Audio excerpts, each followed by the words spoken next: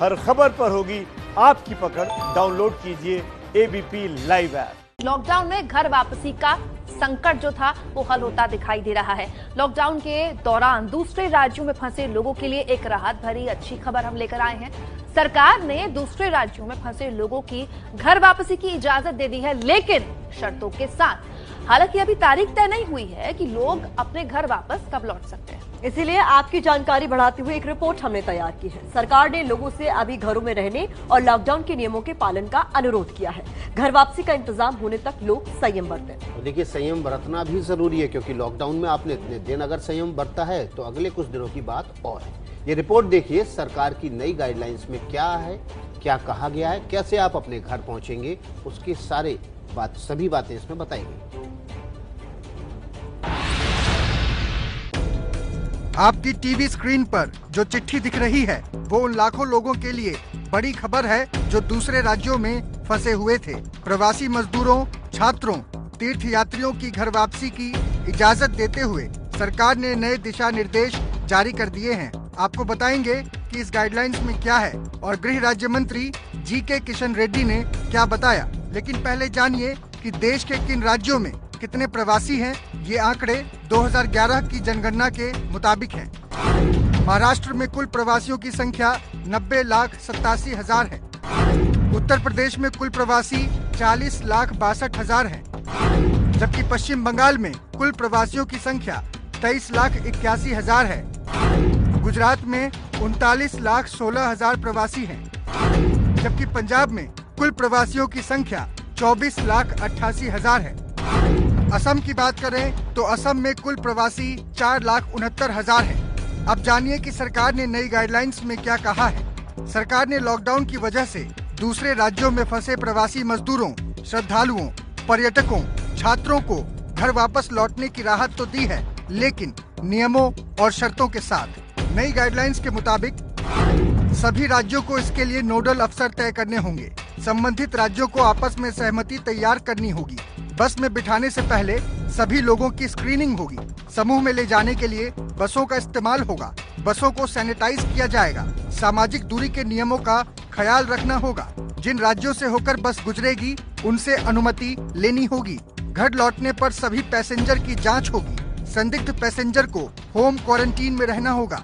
Corona के लक्षण वाले मरीजों को क्वारंटीन सेंटर भेजा जाएगा। अलग अलग प्रांतों में रहने वाले migrant labour, students, pilgrims, tourist अपने अपने प्रांतों को, अपने अपने घर को जाने के लिए नरेंद्र मोदी सरकार अनुमति दिया है। मगर आप जिस प्रांत में हैं उस प्रांत का सरकार, आप जिस स्टेट में जाना चाहते हैं आपका घर को, आपका स्टेट का सरकार, दोनों के बीच में बातचीत होना चाहिए। लेकिन इस गाइडलाइंस को लेकर कई सवाल हैं जिनके जवाब जानने जरूरी हैं। घर लौटने के लिए बस का इंतजाम कौन करेगा? क्या संबंधित राज्यों से ही लोगों को लाने के लिए बस भेजी जाएगी? क्या फिर जो जहां फंसे हैं वहीं पर बस का इंतजाम होगा? जो लोग अपनी गाड़ी से लौटना चाहते हैं वो क्या करेंगे? क्या टैक्सी से लौटने वालों को इजाजत मिलेगी? इस फैसले से पहले उत्तर प्रदेश और मध्य प्रदेश ने कोटा में फंसे अपने छात्रों को वापस बुलाया था और बिहार जैसे राज्यों में इसकी मांग हो रही थी। तो घर वापसी का ये संकट किसी एक दो राज्य की समस्या नहीं, कई सारे राज्य इससे प्रभावित हो रहे हैं। बात बिहार की करें तो छात्रों की घर वापसी को लेकर सबसे ज्यादा हंगामा यही हुआ है। देखिए, बिहार में विपक्षी दल भी नीतीश पर हमलावर थे। विपक्षी दल नीतीश सरकार पर हमला बोलते रहे तो बाद में बीजेपी के भी कई नेताओं ने छात्रों को लाने के लिए मांग उठाई। इन सब के बीच नीतीश कुमार अड़े रहे कि केंद्र सरकार नियमों में बदलाव करे, उसके बाद ही हम छात्रों को लेकर आएंगे। सुनिए बिहार के नेताओं ने इस पूरे मामले में क्या क्या कहा।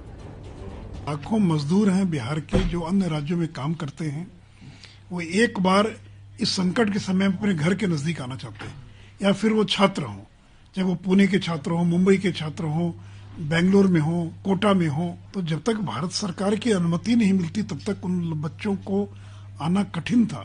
कोई बहाना नहीं चलेगा, अब कोई नियमों का हवाला नहीं चलेगा। मैं यही मांग करूंगा कि नीतीश कुमार जी सभी लोगों को अविलंब तुरंत वापस बिहार लाएं, सुनिश्चित करें और जल्द से जल्द लाने का काम करें। मैं यही चाहूंगा कि ला करके कहीं उठा करके फेंक ना दिया जाए, कहीं इधर उधर रख ना दिया जाए। मजदूरों की पीड़ा को समझा, उनकी प्रताड़ना को समझा।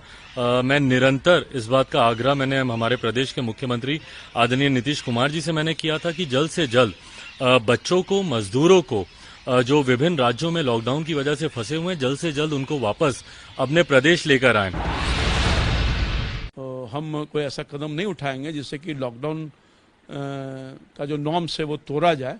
अब आसानी से राज्य सरकार को ये इजाज़त मिल गई है, तो इसलिए जो विपक्ष में बैठे हुए लोग हैं, इनके पास कोई मुद्दा तो है नहीं, अपने दायित्वों का निर्वहन तो कर नहीं रहे हैं, केवल ये अपने चेहरा चमकाने के लिए ओछी राजनीति कर रहे हैं। ओछी राजनीति से बचना चाहिए। ये 1 महीने पहले भी हो सकता था। वो तब भी कह सकते थे कि सेल्फ क्वारंटीन करें या इंस्टीट्यूशनल क्वारंटीन करें, जो आज बात हुई है। हमने 1 महीने में कुछ वक्त गवा दिया और उस वक्त को हम आप बिसरा देंगे। लेकिन वो प्रवासी मजदूर जो शहर में समझता था कि ये शहर मेरा भी है, उसको अलगाव का बोध हुआ है।